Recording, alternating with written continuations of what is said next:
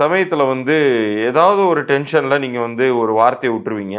அது குடும்பத்துல வாக்குவாதமாக மாறிடும். அது நெறைய மனக்கசப்புகளை உண்டு பண்ணி விட்டுரும். அதே மாதிரி உங்கள ஆசை காமிச்சு எதுலயாச்சும் இழுத்து விட பார்க்கும்.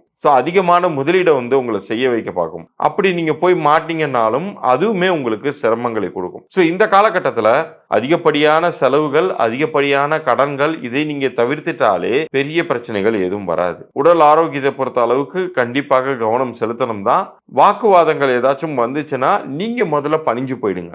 அப்படி நீங்க செய்துட்டீங்கன்னாலே, இந்த 7.5 சனி துவங்கக்கூடிய காலகட்டமாக இது இருந்தாலும், உங்களுக்கு எந்தவித பிரச்சனையும் பண்ணாது. ஏன்னா, இப்ப நம்ம சொல்லியிருக்கிற இன்ஸ்ட்ரக்ஷன மட்டும் ஃபாலோ பண்ற மாரி இருக்கும். அதற்காக இந்த ஆண்டு பெஸ்ட்டா இருக்குமா அப்படின்னு கேட்டா, இது நிச்சயம் பாஸ் மார்க் தான். ஒரு 40% மார்க் தரலாம். ஒரு பாஸ் மார்க் வாங்கக்கூடிய காலகட்டத்தில தான் நீங்க இருக்கீங்க.